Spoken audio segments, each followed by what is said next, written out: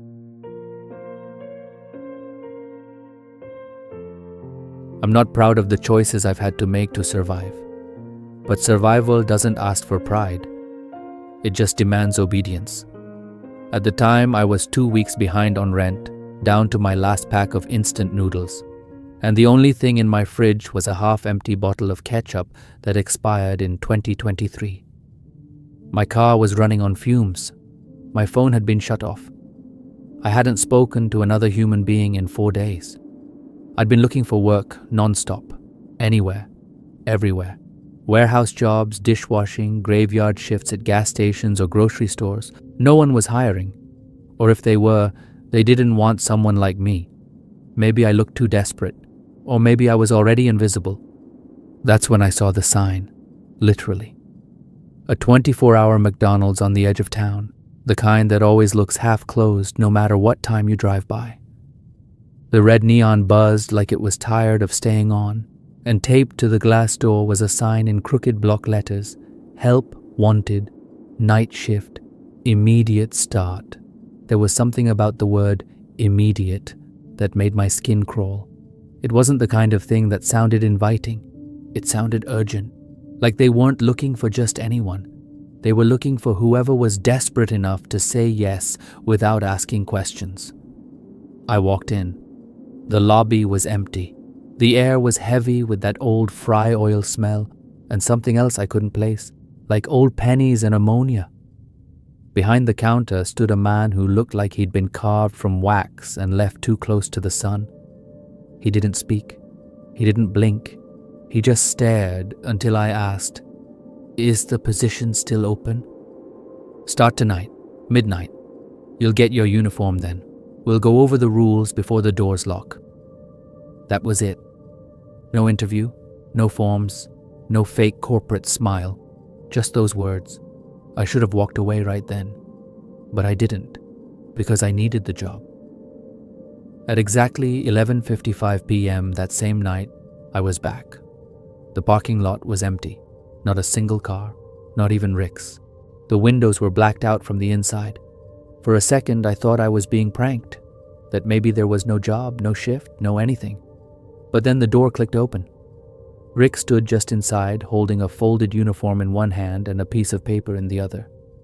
He handed them both to me without a word. The uniform was stiff, smelled like bleach and something sweetly rotten, and had a faded name tag that didn't match mine. The paper was old, wrinkled, like it had passed through dozens of hands before mine. Across the top, in bold typed letters, it read, "Night Shift Protocol. Do not deviate below it. A list."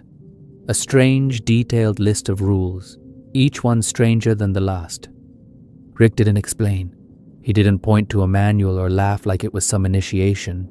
He just looked me in the eye and said in a flat, hollow voice, "Follow the rules, and you'll make it to morning." Then he walked away, and I was alone. The lights overhead buzzed softly. The fryer sizzled even though nothing was in it.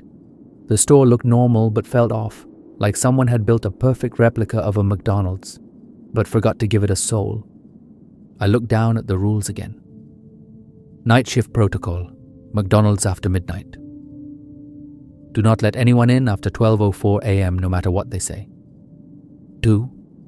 If a customer orders smiley meal number 6, cancel the order. Immediately. Do not engage them. 3. Avoid making eye contact with your reflection in the fry station mirror between 1 a.m. and 1:11 a.m. 4. If the ice cream machine begins working after 2 a.m., unplug it. That's not our machine. 5. A man in a Ronald McDonald costume may appear between 2:15 and 2:30 a.m. He is not affiliated with us. Do not speak to him. 6. If your headset repeats your voice, remove it. Do not respond. Do not listen. 7. Should you see an extra table appear on the lobby camera feed, turn off the monitor. It's already too late. 8. Never, under any circumstances, leave before 6 a.m. Even if someone calls your name. Even if it's your own voice. I stood there staring at the list. Part of me wanted to laugh, to rip it up and walk out. But the other part, the part that kept me up at night, The part that whispered things I tried not to hear, told me this wasn't a prank, and when I looked up, Rick was gone. The doors were locked, there were no clocks, and my shift had just begun. The first 30 minutes of my shift passed in what felt like a haze. I cleaned the already clean counters, restocked the straw dispensers, pretended to care about organizing sauce packets. No music played, no fryer timers beeped, and no one spoke to me because no one else was there. Rick hadn't come back after handing me that list. The kitchen door stayed closed, the office light off, and for all I knew, I was completely alone. Except I wasn't. I could feel it. It started small, just a flicker on the edge of my vision. Movement near the soda machine, a brief reflection in the freezer door that didn't match mine. I told myself it was nerves, that I was just spooked from the rules, from the weirdness of the place. That once I got through one shift, I'd be fine. Then the clock hit 12:04. I didn't see a clock, not anywhere in the restaurant. But I knew. I felt it. The air changed, the lights dimmed ever so slightly, and the hum in the walls dropped to a lower, heavier tone, like the building itself had exhaled. And now, it was listening. Then came the knock. 1, soft, 2, louder, 3, right against the glass door. I froze. The paper in my pocket crinkled as I instinctively reached for it. I already knew what rule number 1 said. I'd read it 10 times, but I had to see it again, had to remind myself. Do not let anyone in after 12:04 a.m., no matter what they say. I approached the front door cautiously, already hating myself for it. Curiosity is the first sin in places like this, and I was walking straight into it. There was someone standing on the other side of the glass. A man, maybe mid-30s, wearing a blue hoodie and jeans. Normal. Too normal. He had a calm expression, one hand raised in a wave. His other hand was in his pocket. He looked at me through the glass and smiled. "Hey man, sorry, lobby's closed," I said, tapping the sign. He didn't respond, just mouthed something. I couldn't hear it through the glass, but the way his lips moved, it looked like he was saying, "Please." I shook my head, backing up. My hands were sweating, my legs were tense, ready to run but unsure where. Then he said it again. Still silent, still just mouthing it, "Please." But this time, his smile didn't match his eyes. And then I realized something was wrong. His mouth was moving, yes, but his reflection in the glass wasn't. I took a step back, and he knocked again. This time louder, sharp, rhythmic, like he'd practiced. He raised his other hand now, and it wasn't in his pocket anymore. It was raw, burnt, flesh blistered and peeling, nails cracked and blackened. He pressed it against the glass. The sound it made, it was sticky, like wet cloth on tile. "Please," he mouthed again. But now I could hear it, inside my head. I don't mean like I imagined it, I heard it, like someone whispering directly into my skull, like his voice had bypassed my ears and gone straight into the soft part of my brain. "Please let me in. It's cold out here. It hurts." I stumbled back. My hand brushed against the paper in my pocket again, grounding me. Do not let anyone in after 12:04 a.m., no matter what they say. I turned and ran behind the counter. I shut myself in the kitchen. My heart was beating so loud I thought it might shatter the windows. From the kitchen, I couldn't see the door, but I could still feel him out there. And then, the knocking stopped. I waited. 1 minute, 2, 5, 10. No sound, no whispering, no hand against the glass. Slowly, I crept back to the front. The lobby was empty. The sidewalk outside was empty. No footprints, no handprints, nothing. But the door handle, it was warm. Like someone had been holding it just seconds ago. Like whatever was out there had almost gotten in. Almost. I didn't sleep that day when I got home. I just lay in bed, eyes wide open, listening to every creak of the walls, every shift in the wind. And I kept thinking, What would have happened if I'd opened the door? The next night I'd find out. Because rule number 2, that one wasn't so easy to follow. And this time, it came through the drive-thru. The second night, I walked into the restaurant with a knot in my stomach, and the weight of rule number 1 burned into my memory. I'd made it through night 1, but not unscathed. I couldn't shake the feeling of that man's breath pressing against the glass, his blistered hand, the way his voice slid inside my skull like it belonged there. Every time I blinked, I saw his smile. When I walked in at 11:55 p.m., Rick was waiting at the counter. Same dead eyes, same stillness like he hadn't moved since I left. He didn't ask how my first shift went. He didn't ask if I was coming back. He just handed me the same uniform, still damp from the night before, and a new copy of the rules. Word for word, unchanged. Same old paper, same weird stains. I didn't ask questions. The night began the same way. Nothing. Silence. The hum of the fryer. The distant hiss of the soda machine. But this time, something felt more awake. Like the walls were listening closer, like the shadows were eager. At 12:33 a.m., the drive-thru headset crackled. I nearly jumped out of my skin. The noise came without warning, loud, sharp, and full of static. I grabbed the headset, my hand trembling slightly. "Welcome to McDonald's. What can I get you?" There was a pause, then a voice. Soft, male, calm. "I'd like a smiley meal, 6-packy." My blood went cold. Rule number 2. If a customer orders smiley meal number 6, cancel the order immediately. Do not engage them. My mouth went dry. I pulled the mic away from my lips and tried to remember how to cancel an order.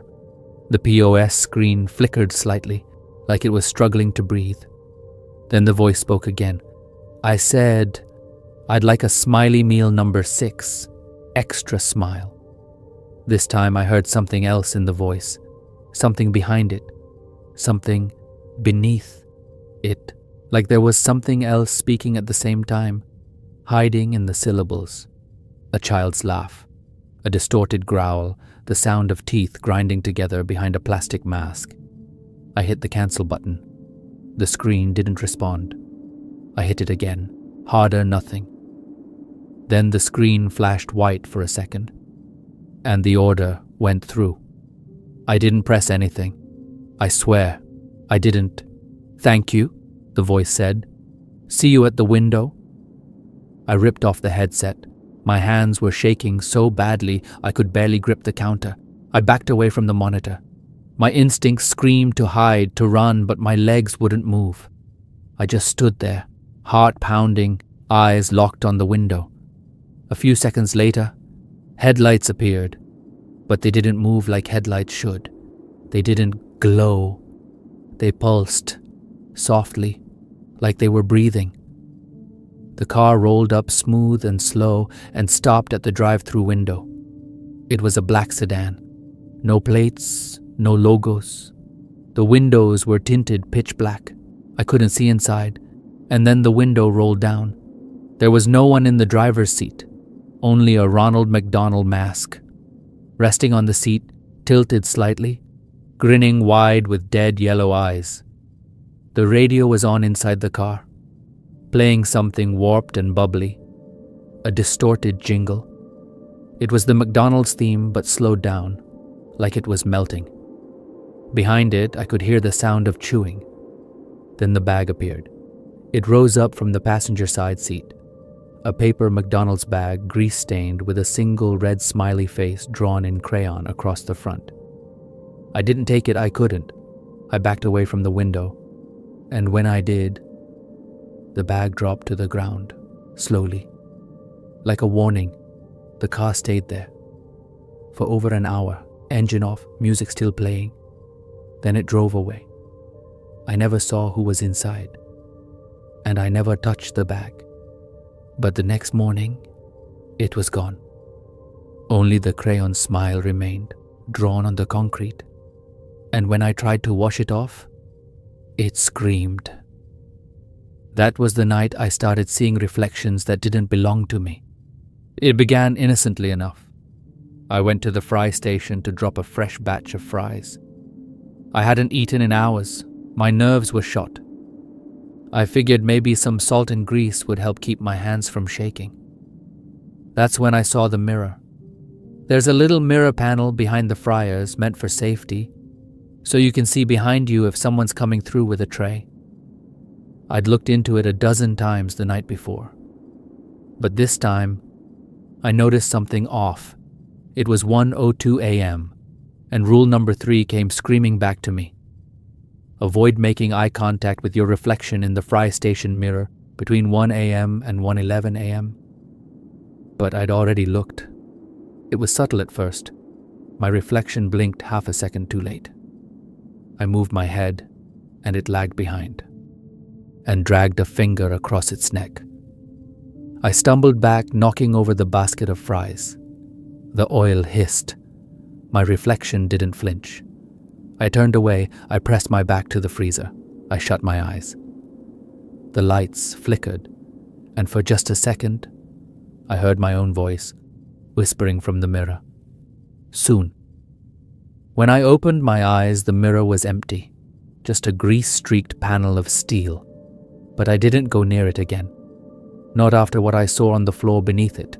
A single red fry box, bent, crumpled, and inside it, a single human tooth. That night, I clocked out without seeing Rick. The door unlocked on its own at 6 a.m. sharp. The sunlight felt fake, like it didn't want to touch me. And all I could think was, this is only night 2. Something inside that store was watching me, testing me. And the rules? They weren't just guidelines. They were the only thing keeping me alive. By the time my 3rd night started, I was already different.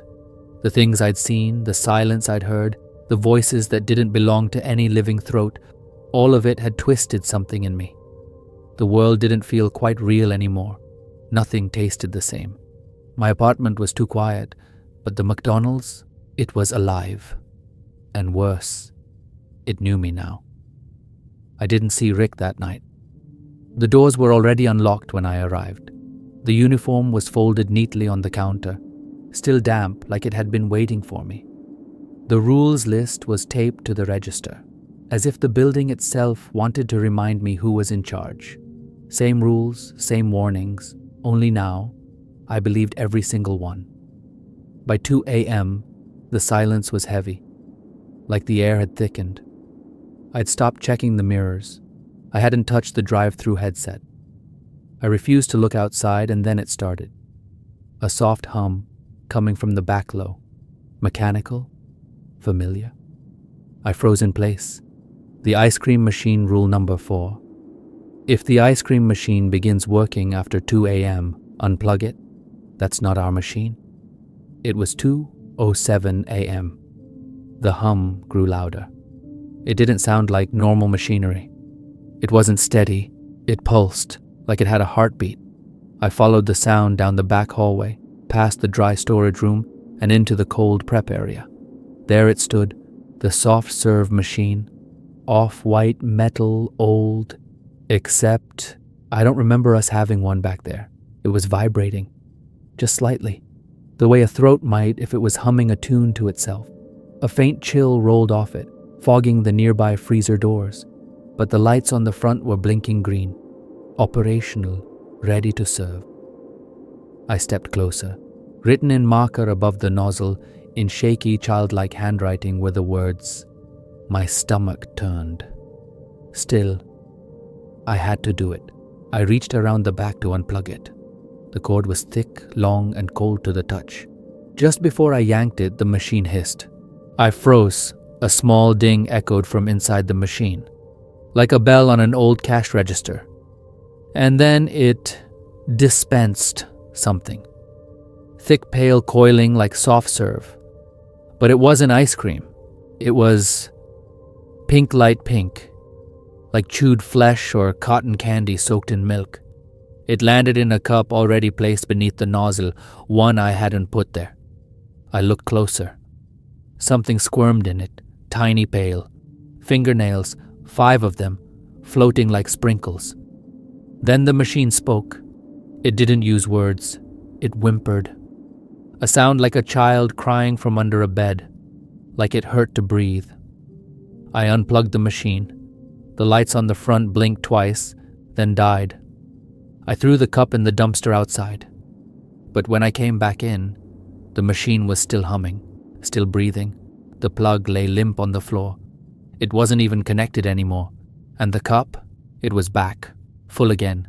Same pale swirl, same floating nails.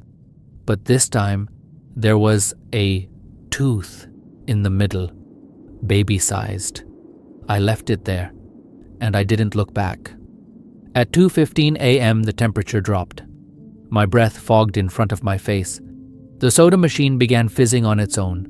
The lights above the register dimmed, then pulsed like a heartbeat. And that's when he arrived. Rule number 5. A man in a Ronald McDonald costume may appear between 2:15 and 2:30 a.m. He is not affiliated with us. Do not speak to him. I felt him before I saw him.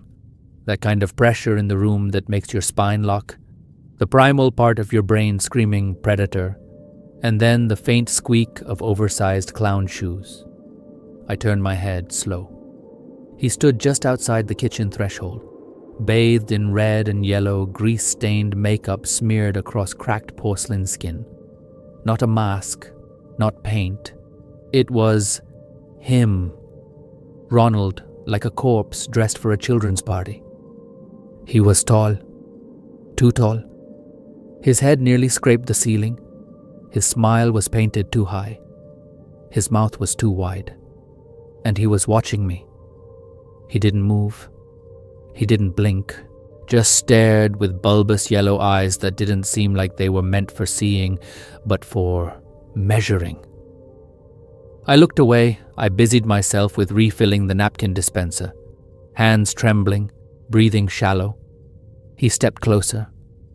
The sound of the shoes squeaking made me want to scream, like a balloon being twisted into something cruel. I kept my mouth shut. Do not speak to him. He came closer. 1 step, then 2, until I could feel his presence just behind the counter. Then he leaned forward, his face just inches from mine. I could smell the grease, the rot, the unmistakable sweetness of spoiled birthday cake. He whispered, without moving his mouth, "You look just like the last one." And then he laughed. Not loud, not even happy, but wrong. Like an old VHS tape rewinding joy and playing it back through blood. I clenched my fists. I didn't respond, and just like that, he turned and walked away. Except he didn't leave through a door. He walked into the fryer, literally, stepped into the oil, sizzling, bubbling, and sank in like it was a puddle. No scream, no resistance, just gone. The fryer hissed for a full minute after, then silence. Only then did I dare look at the monitor above the counter, the security feed for the kitchen, and there he was, standing in the walk-in freezer, smiling, waiting. That night I went home and scrubbed my skin raw. I couldn't get the smell of the ice cream machine off my hands, couldn't stop hearing that laugh, that whisper, that damn machine humming on its own. And I realized something. This wasn't a job, it was a test. And so far, I hadn't failed, but something inside that place wanted me to. And it was getting closer. It was almost 3 a.m. when I heard my own voice echo through the headset. I hadn't touched it. I hadn't spoken. But there it was, my exact tone, my rhythm, my breathing, mimicking the way I'd greeted a customer on the very first night. "Welcome to McDonald's. What can I get you tonight?" The words hissed through the static, too clear, too familiar, as if someone had recorded me without my knowing. I stared at the headset sitting idle on the hook, its green light pulsing like a heartbeat, steady and patient, like it knew I was listening. Then came the next line, again in my voice, but warped, slowed just slightly, like time itself had hiccuped. "They're in the freezer now. I locked them in. I didn't mean to. My hands went cold. That wasn't something I'd ever said, but it sounded like something I could say, something I might say if things went just a little more wrong. I ripped the headset off the hook and yanked the battery out. The voice continued anyway. You shouldn't have looked in the mirror. You shouldn't have unplugged the machine. He's coming now. The voice glitched and repeated, layers stacking on top of each other until it was a chorus of myself whispering, crying, and somewhere in the mix, laughing. I threw the headset into the fryer. The oil hissed. The voices stopped. For a few minutes, I thought it was over, but that's when I noticed the monitor, security cam feed from inside the dining area. There was a new table. I know that restaurant. I know every inch of it, and I know there were never more than 5 booths and 6 tables in the dining area. But the monitor showed 7. Right there, in the back corner where the mop closet should be, sat a round black table surrounded by 4 chairs. Candles lit, napkins perfectly folded, and 4 figures seated, unmoving. I stared at the screen. The resolution wasn't great, but I could see they weren't people. Not anymore. One of them had no jaw, just a black hole where a mouth should be. Another wore a paper crown like it was a child's birthday. A third was slumped forward, unmoving, but his head twitched every few seconds, jerking like a puppet with cut strings. And the fourth was wearing my face. Not a mask, my actual face, stretched across something too thin, too long. Its eyes stared directly into the camera. I rushed out to the dining room. No extra table, just the usual layout. The mop closet was still a mop closet. But when I looked back at the monitor, the 4th figure was gone. Just an empty chair now. I turned to leave and caught a flash of movement in the window, a reflection, my own face. But it smiled before I did, and its lips mouthed something silently. Welcome to McDonald's. I didn't sleep when I got home. I didn't eat. I sat in the shower for 2 hours with the water scalding hot, hoping it would burn the sound of my voice out of my head. By night 5, I didn't think I'd go back, but I did. I wish I could tell you why. Some part of me needed to know how far this went, what the rules were really hiding, who they were for, and who they were protecting. I arrived at 11:55 like always. No Rick, no key. The door was already open. This time, the rule sheet was missing, but I didn't need it anymore. They were all in my head now, burned there. I started the night like usual, cleaned the soda nozzles, refilled the sauces. I avoided the mirrors, ignored the drive-thru headset. I unplugged the ice cream machine even though it hissed at me like it was in pain. Everything was quiet, too quiet. Even the building felt empty, hollow, like something had moved out and left its skin behind. At 3:13 a.m., the fire alarm chirped. Not a full alarm, just a short beep. I went to the back to check. No fire, no smoke, just the sound of something ticking.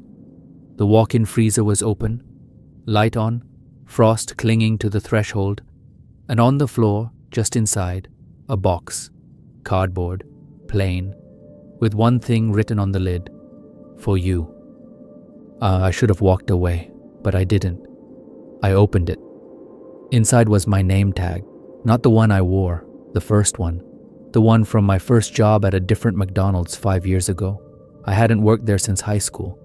It was old, scratched, broken, but it was mine, and beneath it, a photograph.